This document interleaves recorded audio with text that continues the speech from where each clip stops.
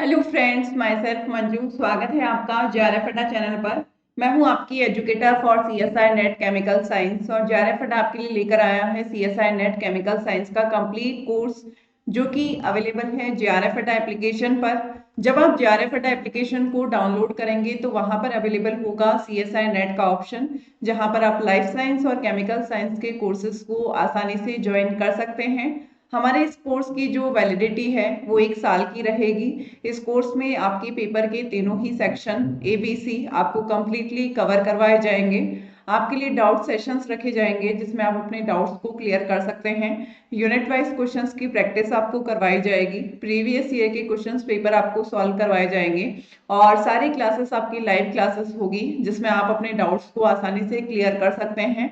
तो जल्द से जल्द ज्वाइन करें हमें जेआरएफ अड्डा एप्लीकेशन पर, क्योंकि जो हमारा बैच है जून 2024 एग्जाम के लिए वो स्टार्ट हो चुका है। तो जल्द से जल्द ज्वाइन करें हमें जेआरएफ अड्डा एप्लीकेशन पर। और आज हम डिस्कस करने वाले हैं, क्योंकि आपको पता है कि CSIR नेट एग्जाम जो कि दिसंबर में अभी कंडक्ट हुआ था उसकी आंसर की आ चुकी है और ऑलमोस्ट सभी स्टूडेंट्स ने अपनी आंसर की को चेक कर लिया है।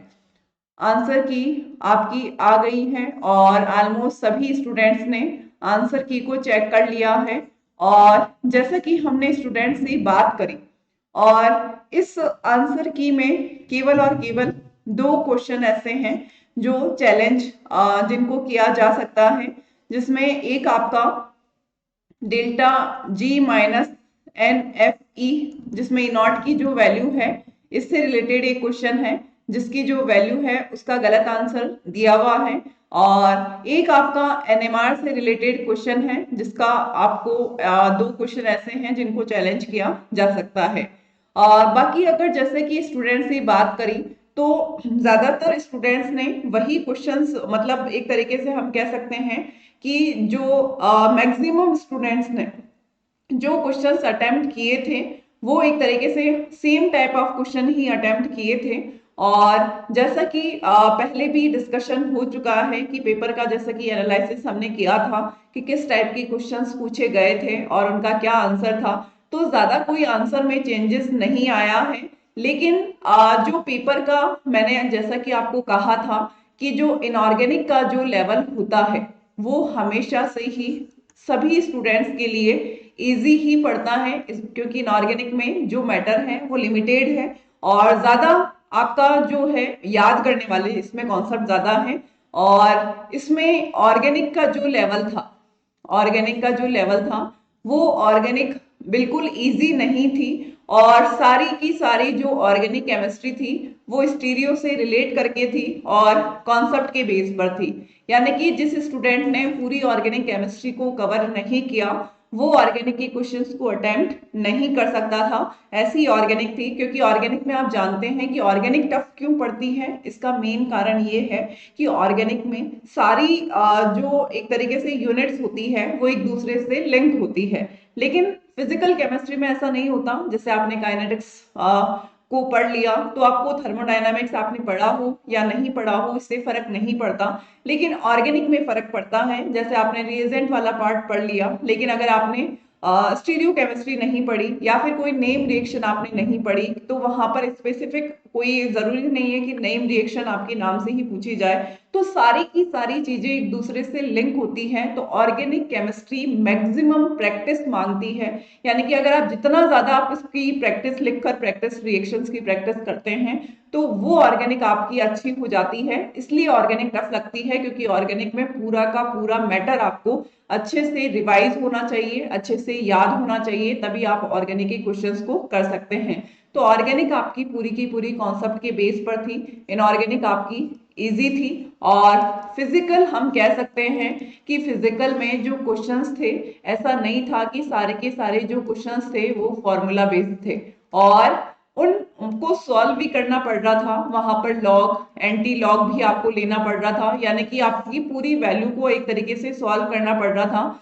तो हम कह सकते हैं कि जो फिजिकल केमिस्ट्री थी, और वैसे भी जैसे जैसे आपके जो एग्जाम आगे होंगे, मतलब आगे एग्जाम जब आपके होंगे तो उनका जो लेवल है वो बढ़ता जाएगा। लेवल किस तरीके से बढ़ता जाएगा कि जो एक तरीके से जो क्वेश्चंस को पूछने का ट्रेंड है, पहले डायरेक्टली फॉर्मूला बेस्ड क्वेश्चंस आते थे, अब थोड़े लेवल अप हुआ है। इसका मतलब ये है कि वहां पर आपको 2-3 कॉन्सेप्ट को लिंक करके क्वेश्चंस पूछा जाता है। मतलब डायरेक्ट एक फॉर्मूले पर आपसे क्वेश्चन सॉल्व नहीं होगा। यानी कि सीएसआईआर नेट एग्जाम है, सीएसआईआर जो नेट एग्जाम है उसका जो ट्रेंड है वो किसकी तरह होता जा रहा है, गेट एग्जाम की तरह होता जा रहा है। यानी कि जो न्यूमेरिकल बेस्ड क्वेश्चंस है, जो 2-3 कॉन्सेप्ट से लिंक करके जो क्वेश्चंस आते हैं वो ज्यादा पूछे जा रहे हैं। यानी कि अब हम ये कह सकते हैं कि जो फिजिकल केमिस्ट्री थी वो आपकी टफ थी, ये बोल सकते हैं, क्योंकि बिल्कुल इजी नहीं थी। यानी कि इनऑर्गेनिक आपकी इजी बोल सकते हैं, ऑर्गेनिक पूरी की पूरी कॉन्सेप्ट के बेस पर थी तो इजी नहीं मान सकते। वही स्टूडेंट इसको कवर कर पाएंगे जिसने पूरी ऑर्गेनिक केमिस्ट्री को रिवाइज अच्छे से किया है। और फिजिकल केमिस्ट्री हम कह सकते हैं कि प्रीवियस ईयर के कंपैरिजन में टफ थी।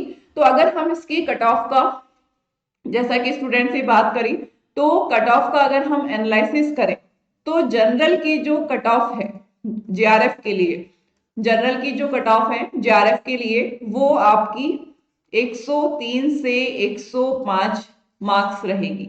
और मैक्सिमम अगर आपकी 105 मार्क्स आ रहे हैं जेआरएफ, तो आप जेआरएफ के लिए सिक्योर हैं।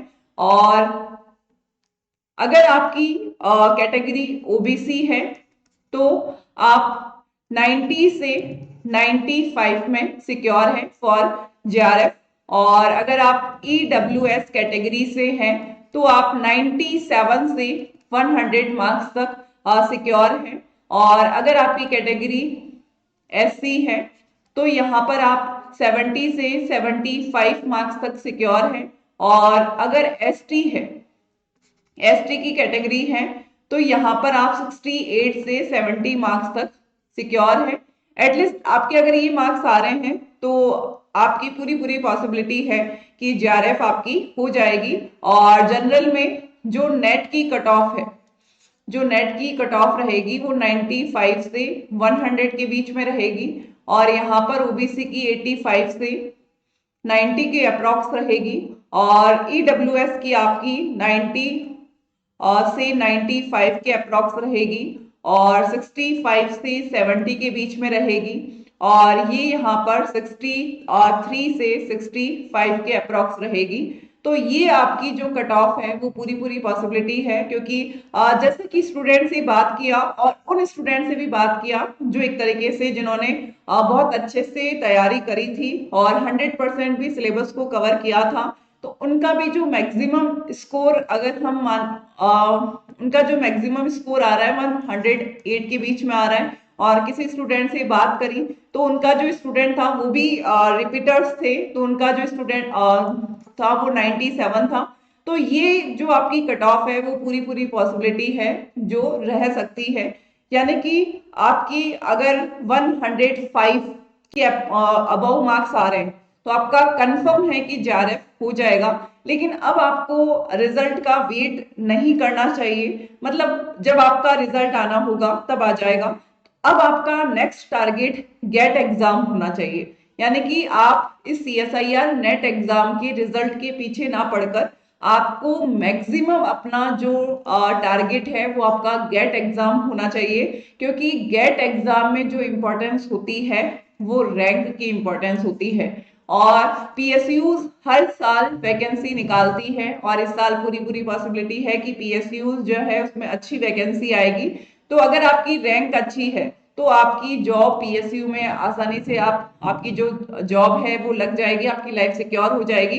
तो आपका पूरा टारगेट गेट एग्जाम होना चाहिए। अब आपका एग्जाम हो चुका, आपने आंसर की को देख लिया, अपने रिस्पॉन्स शीट को देख लिया, आपकी मार्क्स को देख लिया कि आपके मार्क्स कितने बन रहे हैं। अब जो रिजल्ट आना होगा जब आपका आ जाएगा, लेकिन आप अपना टारगेट को ना भूलें। इस रिजल्ट आपको जब आना होगा आ जाएगा, आप केवल और केवल गेट एग्जाम पर फोकस करें, क्योंकि आपको पता है क्योंकि गेट एग्जाम बहुत ही इंपॉर्टेंट एग्जाम है और इसमें न्यूमेरिकल बेस्ड क्वेश्चन ज्यादा आते हैं। तो जो भी गेट एग्जाम की तैयारी कर रहे हैं वो एक तो अरिहंत की एक बुक आती है क्वेश्चंस की, जिसमें प्रीवियस ईयर के क्वेश्चंस आते हैं गेट एग्जाम के, वो मैक्सिमम सॉल्व करने की कोशिश करें और इस टाइम रिजल्ट के पीछे ना पड़कर आपको गेट एग्जाम पर फोकस करना है और मैक्सिमम आपको ये करना है कि गेट में जो प्रीवियस ईयर के क्वेश्चंस पेपर हैं वो सॉल्व करने हैं। और इसके लिए आर्यन पब्लिकेशंस की बुक आती है जिसे आप प्रेफर कर सकते हैं, और अच्छी बुक है, उससे काफी क्वेश्चंस आपको मिलेंगे और उस टाइप की आपको एक तरीके से पता भी लग जाएगा कि जो गेट का पैटर्न चल रहा है वो किस तरीके का चल रहा है। और मैक्सिमम आपको इस टाइम पर न्यूमेरिकल बेस्ड क्वेश्चंस की प्रैक्टिस करनी है।